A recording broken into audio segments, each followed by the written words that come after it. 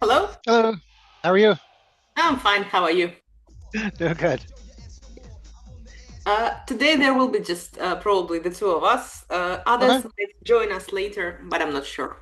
No, that's fair. Hello, That's fair. Hey, Albert, how are you? I'm fine, thanks. Can you hear me? Yeah, yeah. Right. Okay. Just playing a bit of dance music there while we wait for everybody. Okay. So, all right. Well, we'll go ahead and get started. I I actually did the adult thing and created a real PowerPoint slide deck. I'm so proud of myself. Just You know that wha- AI can now do it for us. Uh, if don't you, don't yeah, don't yeah. tell me that. Okay. Okay. Yeah, yeah, you're right. I think Chat GPT can do that. Perplexity refused to when I asked Perplexity. It said, "No, I can't do that." Well, all right, what am I paying you $20 a month for? But Perplexity is a fantastic research tool and also good at translation. So, okay. Well, how's everybody going? How's it going? Ugh, how's everybody going? Wow, I'm screwing up my words today. How's it going, everybody? Fine. That's great. Yeah. All right, good deal.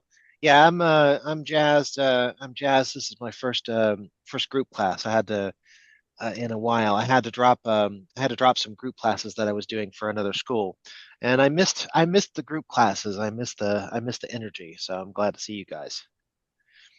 Hello, Dasha. Dario. Hello, Daddy. Hello Welcome, everyone. welcome. Okay. So today I grabbed a couple TED Talks and created some discussion questions. Well, I had to create the discussion questions, but I thought this went well last time. So I grabbed this. I thought this was fascinating. It talks about neuroscience, what happens in your brain when you can't think of a word, and this is also a good discussion about linguistics. So the video is pretty short. It's only about 9 minutes. So I will hop over there and share. Let me find it. The tabs. Yeah, here we go.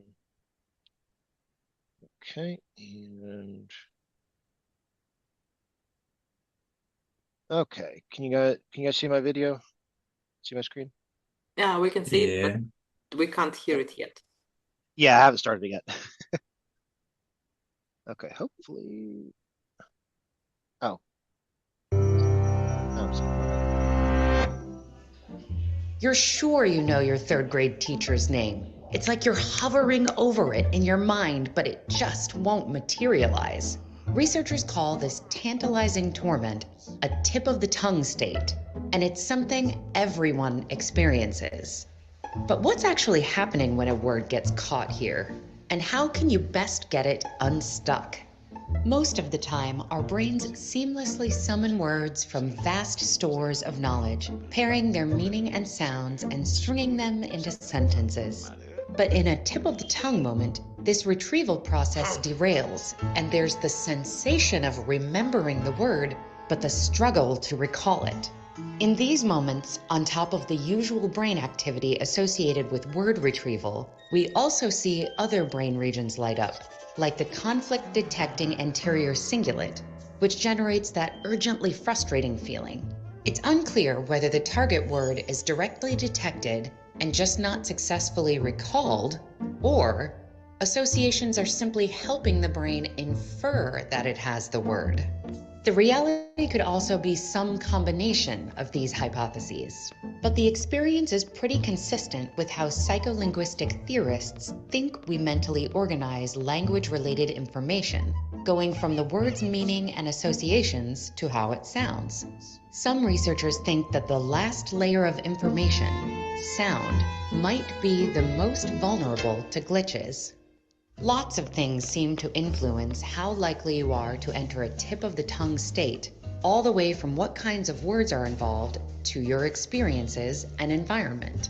For example, tip of the tongue states occur most frequently with proper nouns, infrequently used words, and ones that are more abstract and less visual, like idiosyncrasy or revelation. Cognitively, recognizing a face and associating it with general information, like someone's profession, is often easy, while names tend to trip us up. And retrieval of unintended words is also a common problem. Like if you're trying to summon the star of the Wizard of Oz's name and keep getting stuck on Dorothy instead of Judy Garland. In these situations, the words seem to work as distracting red herring-like blockers in the retrieval pathway. And one study found that stressful test conditions made participants report more tip-of-the-tongue experiences, suggesting that environmental conditions, including stress, can exacerbate them. But some people tend to have more tip-of-the-tongue moments than others. This seems to be true for people who speak multiple languages, perhaps because they know more than one word to describe the same thing.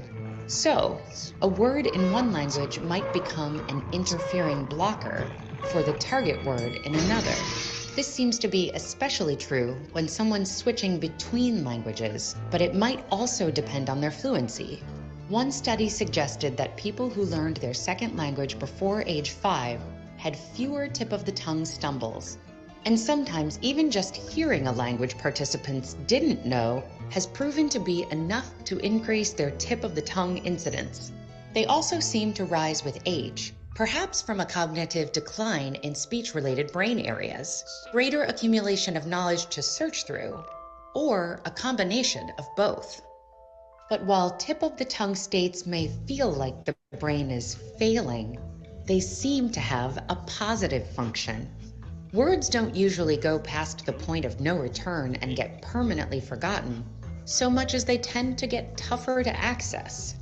That tough to shake, tip of the tongue feeling of impending success just around the corner may help motivate us and make us more likely to remember.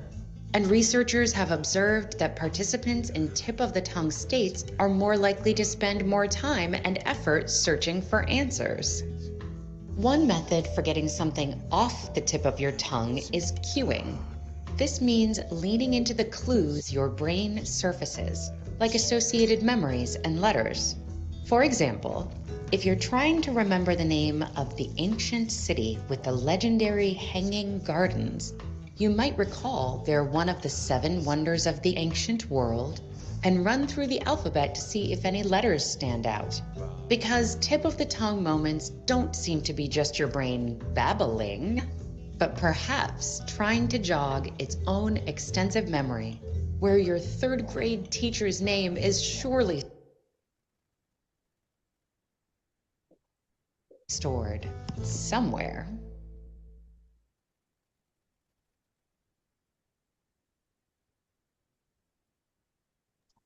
Oh, helps to unmute myself. Okay, let's go back. So I thought that was interesting. It's also there's a great book that talks about this tip of the tongue moment and how it relates to language learning. And I'll send that to Svetlana, and you guys can take a look at it. The book is called Fluent Forever, and when the oops, yeah, there. When we struggle to remember a word, it's our brain actually when we struggle to remember a word and remember it, our brain shoots a little bit of serotonin in that uh, into that brain cell. So it feels good to remember that word. So that's our brain giving us extra incentive. So I'll send you guys a link to that book, Fluent Forever. It definitely helped me in learning Russian. It's not. I don't think I'm necessarily learning the language any faster, but I feel a little bit smarter in my language learning process. So all right. Let's see. I'll pick on Daria first. How often do you experience tip of the tongue moments like this? And what situations do they usually happen to you?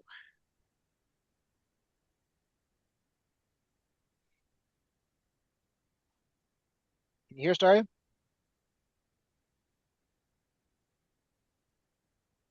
She may be having connection problems. Zoom was flaking out earlier. So, Albert, what do you think? To my mind, I rarely have this kind of thing, but Mhm. sometimes I have this feeling when I can't recall the names of people, something like that, I guess. Okay. What Especially, I about you? have a bad memory at people's names. I don't know why. I can Sure. remember a lot of things, but yes. Yeah, names are tricky. There are some tricks for remembering names. And if I think about it, I'll send you guys a link. But usually repeating the name several times as you're meeting a person, that can help. And also making a visual association with them. Actually, let me dig that video up real quick because it's a short video, but I thought it was brilliant. Um, Let me go dig that up real quick because this would be good since we're talking about the subject. You guys, what do you think? What do you think, Svetlana? Me too. I'm hopeless at remembering people's names, so I always like find myself in those awkward situations when I know that I know the person, like, but I can't really recall the name. Hmm. In this case, I guess we only have to apologize. Like that's the only thing we can do. Like sorry. Like yeah. Hmm. And I like the parts in the video about brain starting to deteriorate or something. Like okay, yeah, probably, yay. Yeah, That's it. I'm getting old. Yeah, Yeah, yeah, yeah, I like that part. Yeah. yeah. Well, learning languages is actually one of the best things you can do to keep your brain young.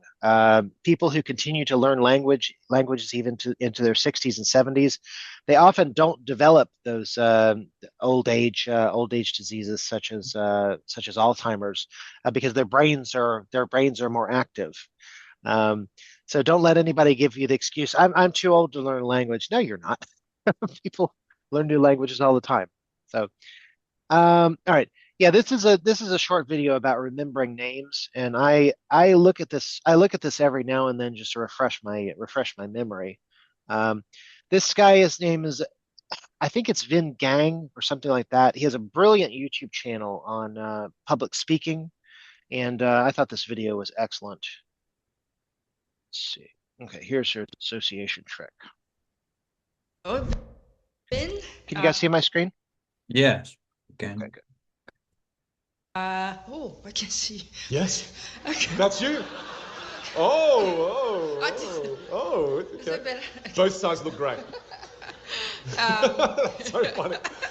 Oh, My problem is a name. I cannot memorize any of it, so I want to know the method. The other thing is even introducing my name is really hard. I feel the people don't take my name easily so that they don't, call me during the event or on the Zoom call. So how do I introduce myself And with make my them- name and then every event or workplace they all say, did I sound correctly? Did I pronounce your name correctly? okay. I'm just gave up. I don't want to say, oh, that's wrong pronunciation. Just call me Maki. Okay. Yeah. Well, then tell me, how do we pronounce your name correctly? You did good. Could you just say it for me? Because I feel like you're feeling sorry for me at this point. No. No, no, but I want you to say it. Okay, so the Japanese name is not Makiko. That's the Okay. American way. Okay. The Japanese people, it's very flat. Makiko. Makiko. Not No, ki. Makiko. Makiko. Makiko. Makiko. Not the Mikako, not Makeko, or not the Mokiato, not the. I have Starbucks name, Megan, because I cannot say, okay, what is your order? My name is Makiko. Okay, Makiko. I don't want to do this in the breakfast time, right? So I just give out Megan, but then I forget my name. So they go, Megan, latte for Megan. And Megan. there's oh, it's me. Megan. Oh, Sorry. The extra question. you've also just answered part of your own question. Have I? Yes. Okay. Because that is an incredible way to get people to remember your name. Did I? That was hilarious. Okay? Because most people when they're learning somebody's name, because even right now I'm freaking out that I'm going to say it wrong. Now with that, you can make it a point. You can say, hey, my name's Japanese, it's very hard for people to remember. It's not macchiato, it's not, and then you can share it a couple of times. Now here's one, I'm going to answer your second part of your question first. How to make your name more memorable, right? And the kindest thing you can do for strangers when you meet them, because I know what you all do. You say your name once and you're like, do you remember it? No, say my name. Say it. And then when they're like, good on you, mate, you're like, no, my name. What's my name, right? So be kind in that process. Don't be a monster. Just go, I was ordering my coffee and then the lady said to me, Makiko, is this your coffee? Say it again. Okay. But don't reintroduce yourself. Use yourself in story form. And if you notice and you sense they've forgotten your name, you find, my mum used to always say that. She was like, Makiko, you need to make sure you go do this. And I'll be like, Mum, I will. That is a gentle reminder, be kind, because most people want to remember the name as much as you want to remember theirs. And humor is an incredible way for people to remember your name. So you have that incredible story. You know my English name? Megan, right? That's so funny. That's hilarious. That's an amazing way for people to remember your name, okay? So again, remind them. Don't have to remind it outwardly, subtly do it. Now, the first part of your question is how do I remember other people's names, okay? Very similar process. The moment someone introduces themselves to you, immediately say their name. So the moment they introduce themselves to you, so Ben, say, hey, my name's Ben. It's like, oh, Ben, so good to meet you. Ben, question for you. What's brought you here? So within 15 seconds, I've said that person's name twice. Right? 3 might be overdoing it, right? And they might start to think, oh, you just read a communication book and repeating my name all the time to build rapport. Right? And they're not thinking that. You just freak out when you learn new things. So you go, oh, nice to meet you, Ben. Ben, what brings you here? You say it a couple of times. The third thing you can do is associations. Okay? Visual associations. Now, this is where we move into a bit of a grey area now. Okay? Because whenever I meet people, their name, I either create visual associations or something about their physical feature. And I see something and I go, oh, okay. Right? So I create those visual imagery associations. So what's one thing that really stands out about me, for example, to you? And it's okay, you can be mean. It's okay. Don't be mean, but you can say whatever you want, and I won't take it as being mean. Glasses. Glasses. Sorry. Okay? Yeah, so again, you can associate my name with glasses. Okay. So like Vin is wearing... Vintage glasses. Yes. Oh. Vin is wearing vintage glasses. Okay. Right? That's exactly what you're doing. And the more wild the association, the stronger the name sticks. Right? So for example, Craig, can you step over here for a second? So for example, if I wanted to create a wild thing about Craig, right? So what I'll do for you, and you'll never forget his name now. None of you will ever forget his name. So stand here, Craig. This is Craig. This is cute Craig. This is cute kawaii Craig. Okay, because Japanese, right? Yes. So cute kawaii Craig, and I want you to do... So we're going to count to 3. So in 3, 2, 1, cute kawaii Craig, and go, aww. You now won't forget his cute kawaii Craig. So if you meet Ben and Ben's got a big head, you go, oh, hello, Ben. Like Big Ben in London. Oh, boom, Big Ben. It won't go away. It will stick. And that's what you have to do internally with people. You'd never share any of these thoughts, okay? You don't go, oh, do you want to know your association? No, don't do that. The more wild the visual association, the more it sticks. Yep. All right. So yeah, that's I've started doing that a little bit more with when I'm meeting people because I absolutely hate that feeling. I know your face. You're very familiar, and I should remember your name. But I like his suggestion there about being kind and gently reminding somebody of your name using a story, because a lot of people do that. You can't remember my name. What's wrong with you? Almost everybody has this problem, unless they learn these cues and tricks. Okay. So let's see. Okay. So Svetlana, do you notice a difference in these kind of moments when you're tired, stressed, or speaking in a second language? Probably yes, in case, probably when we are tired, when we are stressed, we can't really take this deep breath and think for a while, and our brain struggles to remember what it has to know. Probably those things make the situation worse. Sure. Sure. What about you, Albert?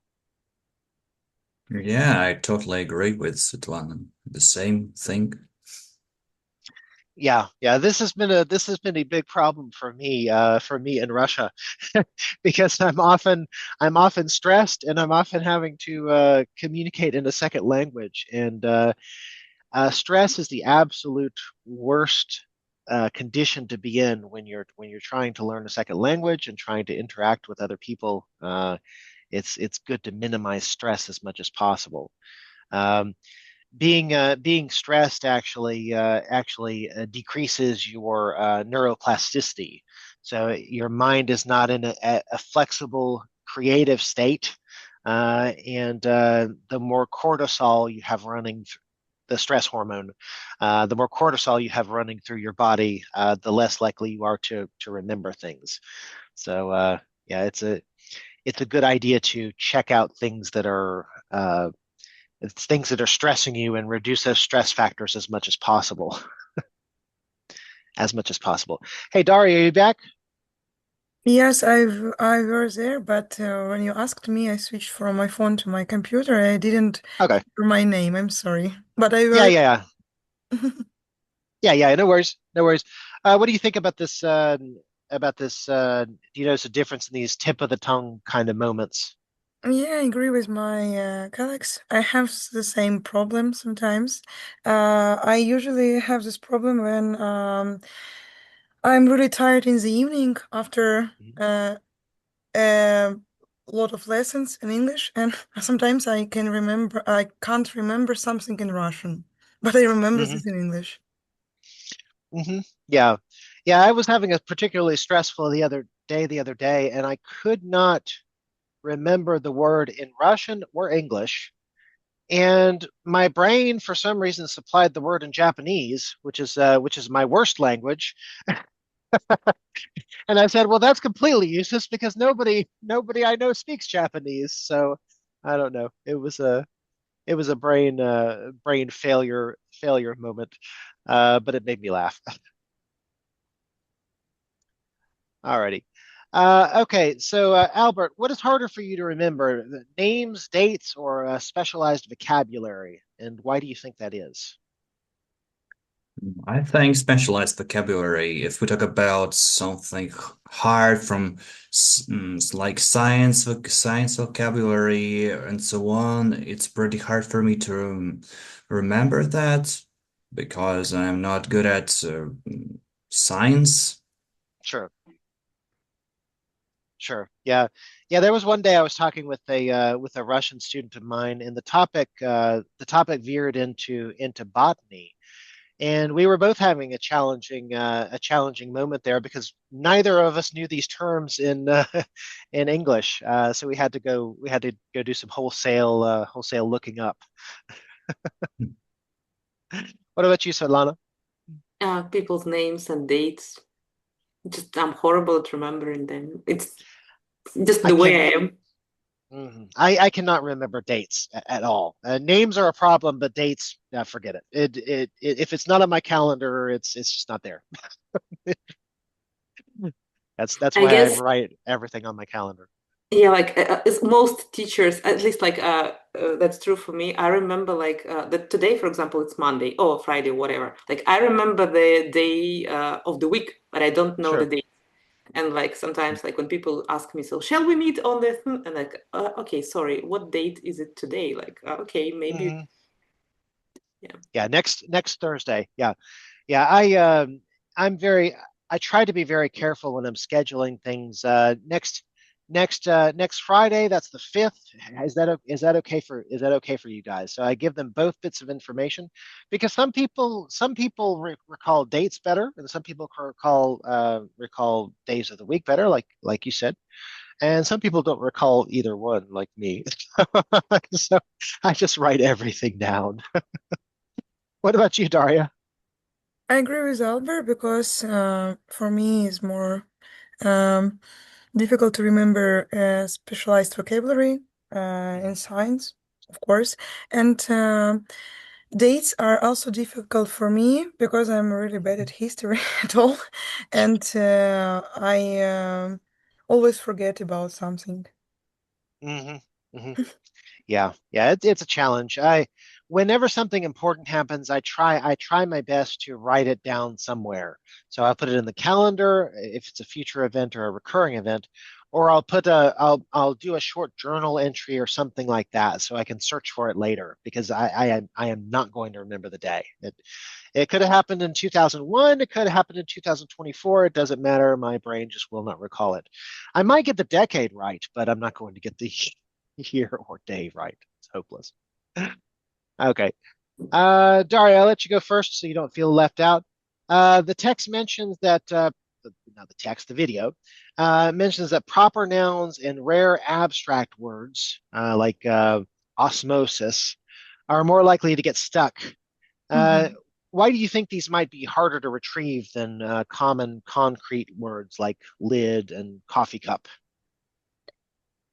Mm, I think that it is because our associations, I don't know. This is was the first idea that came to my mind. Hmm. Hmm. Okay. Yeah, with if it's not a concrete noun like stapler, you don't have a physical uh, idea. It's not something you can look at. Like international politics. What do I associate with that? Usually, you have to associate a particular politician or something. Um, yeah, sometimes you have to tie in a some sort of association with it, a concrete association. What do you think, Albert? Can you remind the question, please? It's right here. Proper nouns and rare abstract. Let me make sure I'm sharing the right thing. Hold on. No, it was Yeah, here. okay. Okay. It was fine. No. All right, there we go. This one right here. Proper nouns and rare abstract words are more likely to get stuck. And Hmm. why do you think that is?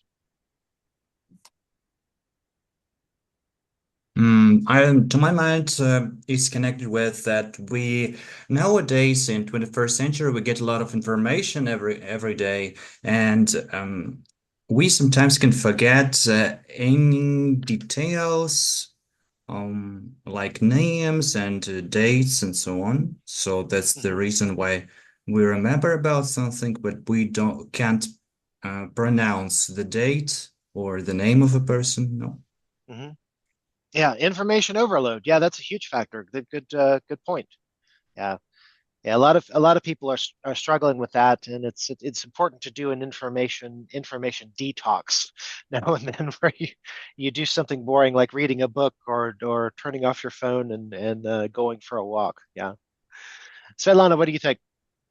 I guess just we are more likely to use words like, I don't know, a cup or whatever than words like osmosis, as you said. So that's why probably I'm, yeah, probably I will remember the first word better just because I use it daily. But Hmm. some abstract words, we rarely talk about them, so we tend to forget. Sure, sure.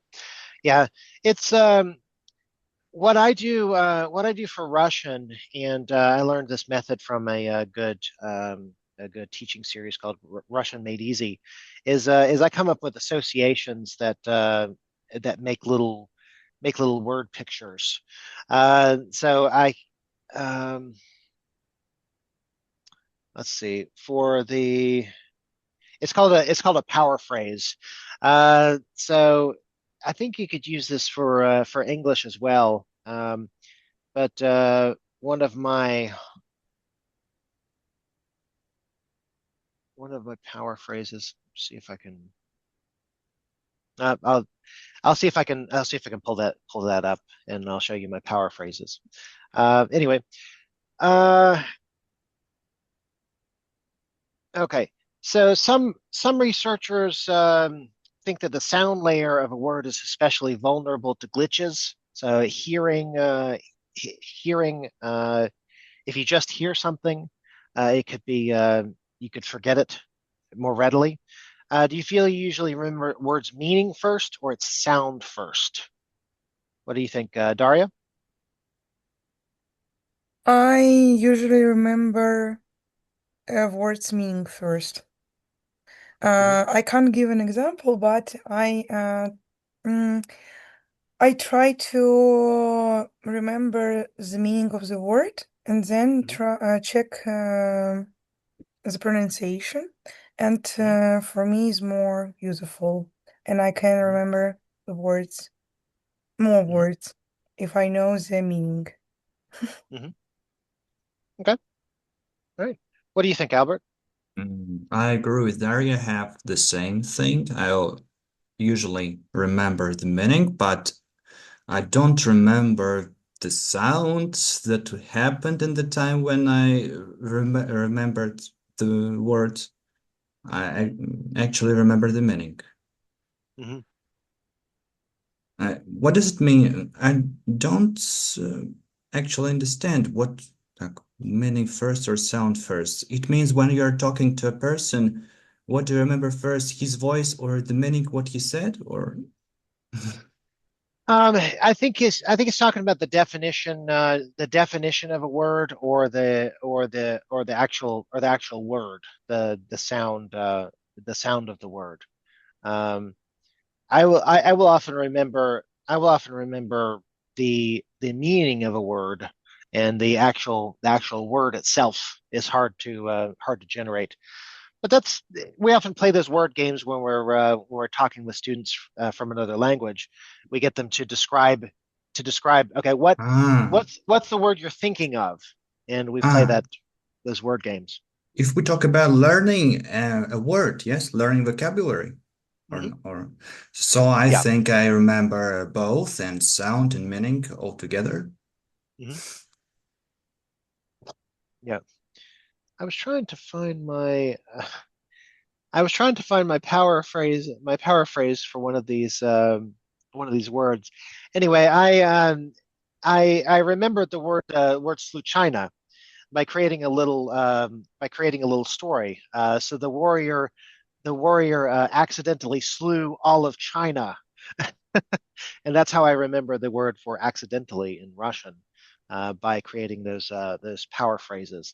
So accidentally is not a concrete word. It's hard to communicate that concept, but you can create those power phrases if you're learning a different language.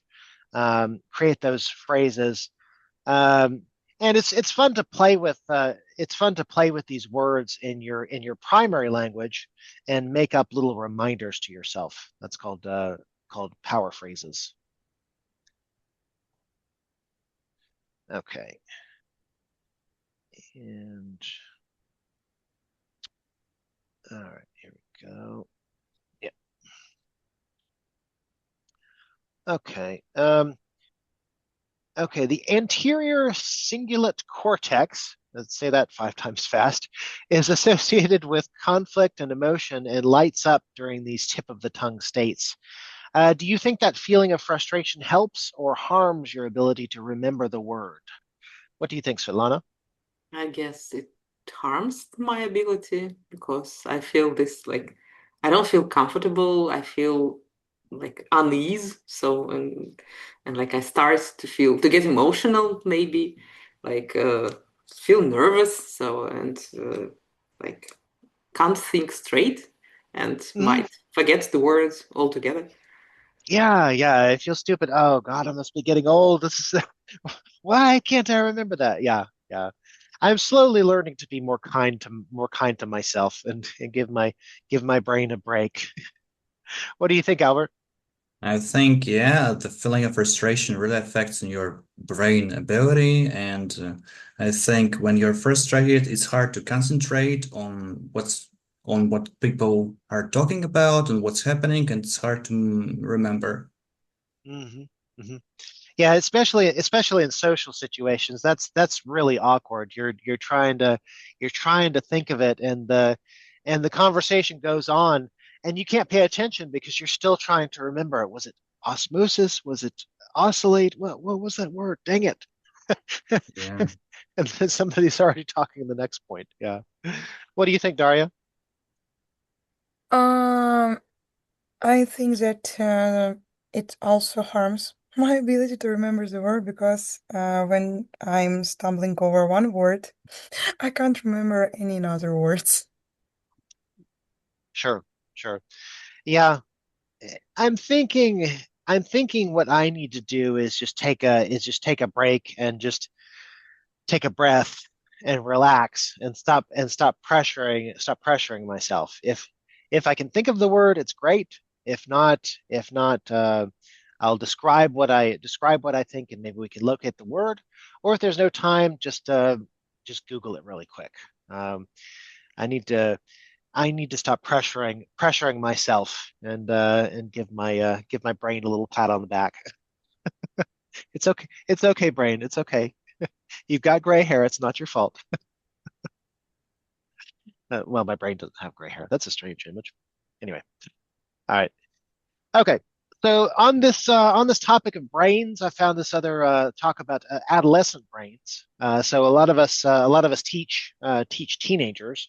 So I thought this might be some interesting science in here. Let me pull this up. Okay, stop that.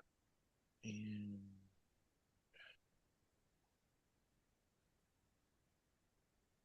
where's my browser? Okay, there it is. I switched browsers and I still can't remember what the what the icon looks like. Okay, here we go. Here we go. And subs on. Subs are on. Good. All right.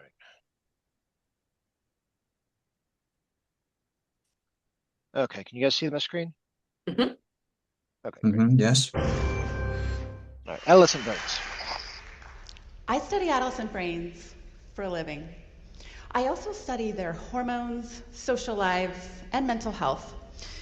But first, I fell in love with their brains. Just look at this beautiful brain of a 13-year-old girl, millions of connecting fibers.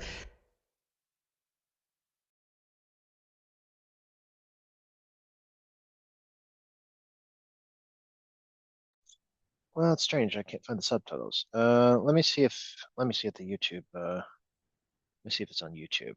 I don't think we need them. Okay. Uh yeah, she doesn't have a bad accent. Some of these TED talkers have heavy accents, but I think she's okay. So if you guys if you don't understand it, we can always review it and you can always ask questions. So uh okay, here we go. Big beautiful brain. It's like a piece of art living inside her head. Isn't that amazing? Unfortunately, the story we tell about adolescence isn't so amazing. We have, as a society, a long history of judging young people, underestimating them. We launch full-blown moral panics with every trend they set and technology they embrace. That sets up bad expectations where nobody wins. So, my mission is to use science to help change society's narrative. Think about it. Right now, the story we tell about adolescents is they're too anxious, too depressed, obsessed with their phones, and full of FOMO. Rewind a couple decades, different story, equally unflattering. They're too rebellious, party animals, maybe glued to their TVs or Ataris. Why can't they be more like adults? Who, of course, have exactly the right amount of mental health issues and other vices, right? Of course not. But when it comes to young people, it's a problem. And we look for something to blame. Is it their biology? Maybe the latest technology? I'm here to tell you what the science says. Adolescence isn't a problem to be solved. It's a transformative period of growth and opportunity, and we all have a role to play in helping them unlock its potential. So, let's dive into the science of adolescence. First things first, who is an adolescent? I can't see very well. I'm sure there are some in here. You're probably thinking teenagers, right? Thank you. Actually, no. Scientists say adolescence lasts from about 10 to 25 years of age. Why? Because of how it's defined. With a biological beginning in puberty and a social ending when they gain adult rights, roles, and responsibilities. Let's start with the biological beginning, and something that probably nobody in this room is excited to talk about except me. Puberty, it's the best. Okay, let's take a quick guided tour. Puberty is a natural process everybody goes through starting around age 10, give or take a year, when our brains release hormones that ultimately change a lot about our bodies. We can't see what's going on inside our bodies, but there are a lot of outward puberty signs, from skin, hair, and voice changes to body smells, shapes, and size. One puberty change that might be a surprise is sleep.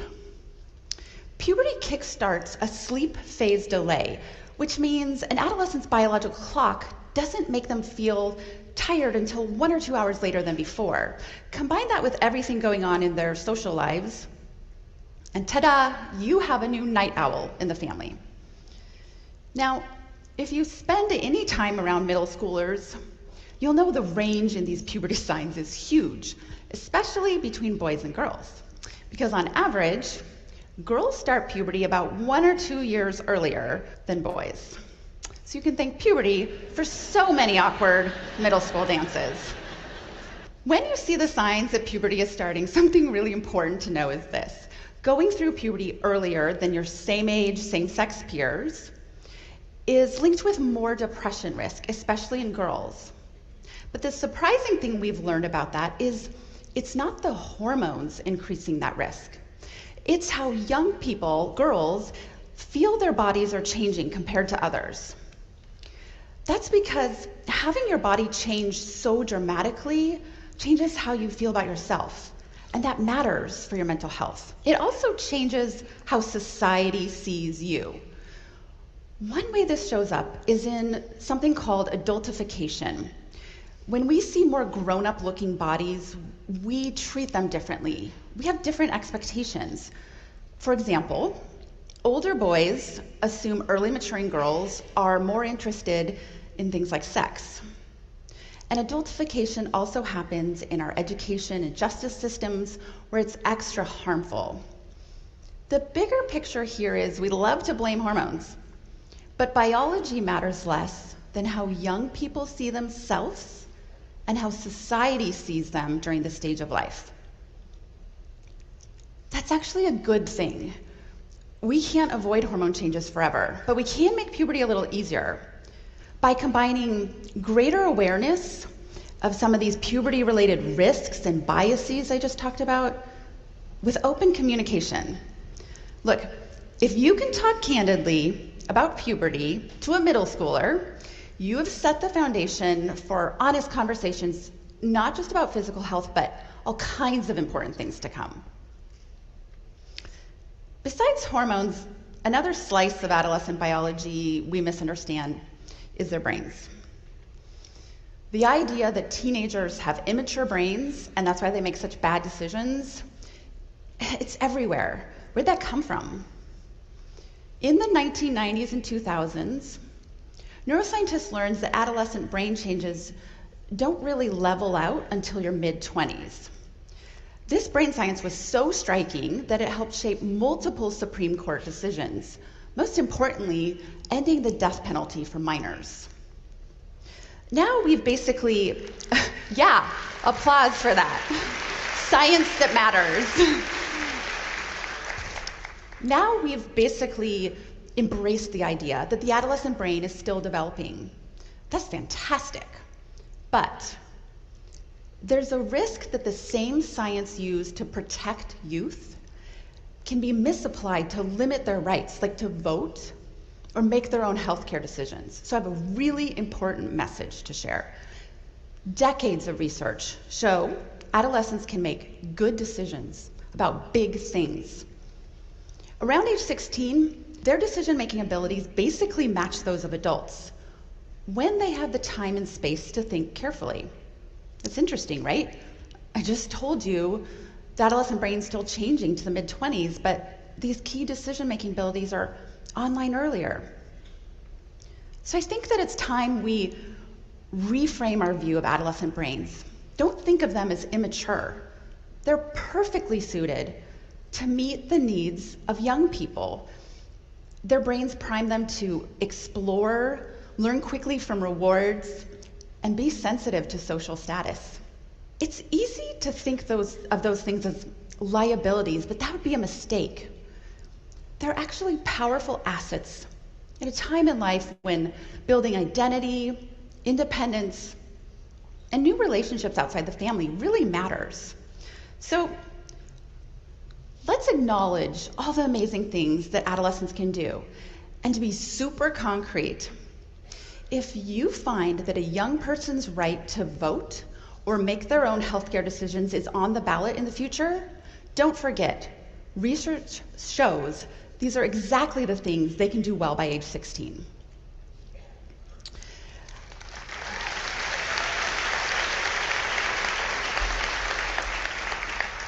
I thought I studied the biggest and baddest monsters of adolescence, and then smartphones entered the chat. Forget biology. The most explosive story right now is that social media is destroying this generation. It's true that youth anxiety, depression, and suicide risk are at alarming levels. I didn't know Flamin' Hot Cheetos was destroying the generation. I'd be interested to see what they're talking about there. I'm gonna look that article up later. Okay, sorry.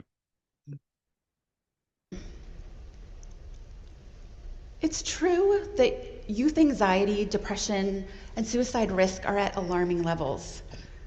But are smartphones to blame? Anyone want to know what the science says? Okay, you ready? Social media use is one of the least influential factors shaping youth mental health. I know. This isn't what we're being told. And the kicker is, I know it probably doesn't feel true if you parent or teach adolescents. But here's the thing. Science doesn't care if something feels true.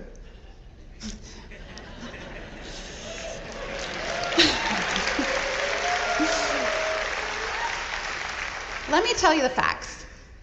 Scientists have a way of statistically summarizing information across all the studies on a topic. It's called a meta-analysis. Meta-analyses are great because they can keep you from getting science whiplash. You know, when the headlines ping pong back and forth with each new shiny study. Anyways, there are a lot of them on this topic, and they consistently show really small effects. Excessive time on social media is linked with maybe 15% higher levels of mental health problems in youth, at most. That's like nudging from 20%, which is the current baseline risk for adolescent depression, up to 23%. The effect's so small, it almost gets lost in the noise. And in fact, when studies do a good job accounting for the many known risk factors in adolescent depression, that's exactly what happens. The effect basically disappears. This makes sense if social media use is like a marker of youth mental health problems, a correlate and not the cause. Now those other risk factors, those should be on your list because they have way more impact. Take relationships. Whether you're 16 or 60, they matter for your mental health. For example, youth who are bullied have double the risk of developing depression. It's a way bigger effect. But an adolescent with high quality friendships, they can spend 4 or 5 hours a day online and still have over a 90% chance of great mental health and well-being.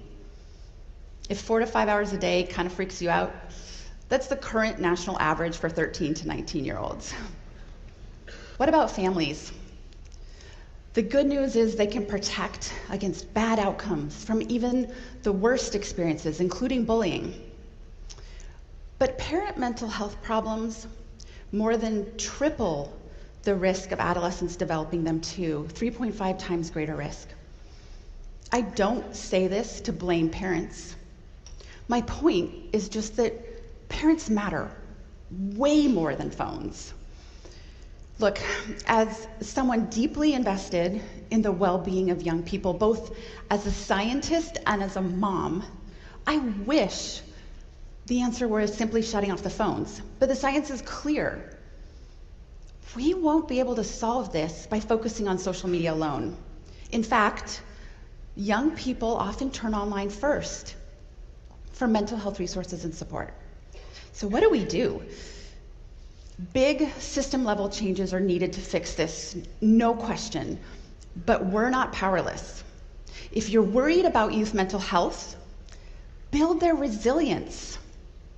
Listen, provide support, help them learn the feelings and failures are a normal part of adolescence because they're a normal part of life. I love how this message, it's for all of us. It's for parents especially. Even the best parents fail sometimes. We have hard days and big feelings, but too few of us get the support that we need. So if you're struggling with your own mental health, know that asking for help makes you a great parent. Because one of the best predictors of this generation's well-being is the mental health of those who care for them. In other words, put your own oxygen mask on first. All right, let's, yes.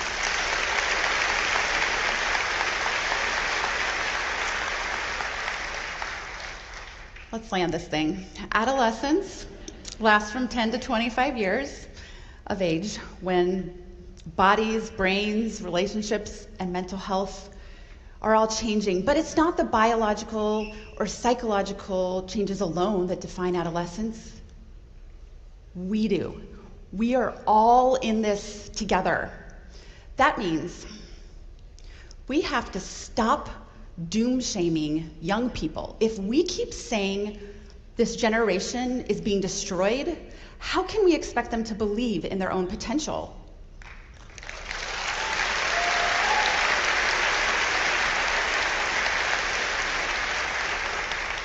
Instead, we need to respect their growing strengths, create space for them to contribute at home, at school, and in the community. Honestly, we need young people just as much as they need our love and support.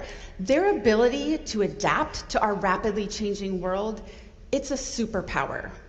It's time to change the narrative. Adolescents, they're not a problem to be solved. They represent our brightest future. Thank you.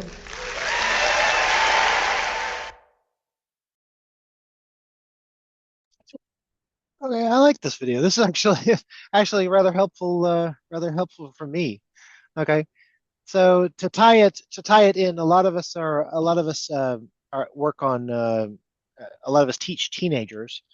Um, and let me find my slide here. Yep, here. I made this beautiful slide. I'm going to show my beautiful slide, even if it's not AI created. Okay. So what did you? We only have a few minutes left. I'm sorry. What did you guys think about this video? I thought it was great. Yeah, Yeah, so Mhm. we agree. Okay. we Yeah. agree. Yeah, I like it. Okay. So she describes adolescence as a transformative period of growth and opportunity rather than a problem. How can this reframe the way teachers talk about and set expectations for teenagers in the classroom and in staff meetings? Svetlana? Um, I guess on the one hand, we should treat them differently. We shouldn't expect them to behave like adults because that's not the way their brains work. Mhm. So, but on the other hand, they are able to form some opinions, they can express Mhm. them, and according to this lady at 16, they can think as well as adults can, so they can make Hmm. their own decisions, Yeah, given the time to think. if they're given the time and space, and that's a key thing. I remember a lot of times, a lot of arguments with my mom. My mom is kind of high strung, just like me. I have her personality, and so a lot of times she would demand an answer to something, and I'm like, I don't know. Let me think. So as parents, as a parent, I realized that I did this to my kids too often as well. What do you think, Albert? I think that, yeah, I pretty agree with Svetlana, and I think teenagers need our support because they sometimes have different problems at school or in their family. And if a student didn't do his homework or a person just the student doesn't want to answer the question, we just need to understand they're teenagers. Something happens, and just to be polite with them and gentle. Hmm. Hmm. Yeah, and sometimes just gently asking them after class, hey, is everything okay? I'm here if you need me. I can't. There are very few teachers who actually did this to me, but the ones who did, I can remember their names, and I remember they took that extra time. So that's the difference between being a an acceptable teacher and an exceptional teacher, I think. Daria, what do you think? Yeah, I also agree with Svetlana and Albert. I think that we should believe our teenagers because they're the great generation. Also, Hmm. we should to be kind and patient to them, and Hmm. also be a small piece of positive ground is Sure. as you get it. Mm, they've got a lot of problems that's surrounding them every day, and Hmm. we should be more mm, mm, more mm, flexible to them. Yeah, yeah. More flexible, more compassionate. Give the kids a break. 'Cause I remember well. I remember well my teenage years, and uh, you're full of hormones, especially guys. Uh, you're angry one moment, you're sad the next moment, and it because you've got all these hormones in your body, and your body's developing and your brain's developing. It's a weird time. So don't pressure them and ask them why they feel the way they do, because that they don't know. They're still developing, still developing. So yeah, give the teenagers a little break. Okay. And this was a little controversial to me when I first read it, but now that I've seen the video, this makes a little bit more sense. So the scientists are saying adolescence extends roughly from age 10 to 25, and I think it might extend as age 65 in some cases. How might this age range affect how teachers view immature behavior in older students, and how could it influence school policies or support systems? Uh, Albert. Uh, it's hard to answer. Maybe Sitan will start first. Sure, go ahead. Yeah. Svetlana, what do you think? For example, in Russia, people like get all the rights and they can be prosecuted by the law at 18. So according to these new statistics, probably we should like postpone like some, at least some maybe responsibilities for some later periods in their life because their brains are still developing and like sometimes they just don't think straight, probably. Sure, sure. Especially, okay, if we are not talking about some like criminal offense, but maybe if it's some like minor misbehavior in school, probably like we should be more understanding, I guess. Hmm. Hmm. Yeah, I'm thinking that age 18 for a lot of for like criminal prosecution might be a little too young. I don't know. Uh, a lot of in America, I know the hard line is 18, 18, and I was not at age 18. I don't think I was responsible enough to do a lot of the things I was now responsible for. Um, but part of it is the military. A lot of the military recruitment drives that to a certain extent. They keep that age low. Daria, what do you think? It's a really broad question. Sure. I don't know what to say. Hmm. Uh, I don't know. Just notice that we have a big period of time when our brain and our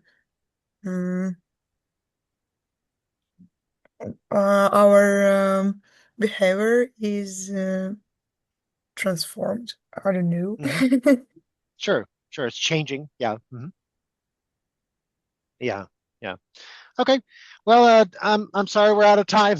I apologize. I'm taking you off. I'm taking you off the hook there, Albert. Well, I appreciate this time. I hope you guys got something out of this. I definitely did. I thought these videos were very helpful for me. So it gives me a lot of good thinking material. So, any questions or anything I can help you guys with? Steven, are these video free? Yes, they're free. I'll send the links to Svetlana along with the presentation and a link to the books I was talking about, and you guys can refer to them later. Okay. Thanks. Thanks. All right. Yeah, thanks Okay. for the class. Goodbye. Thank Thank you. you. You guys have a great weekend. Same to you. Have a nice weekend. Have Take a care. nice Bye. weekend. Yeah, You too. goodbye. Bye.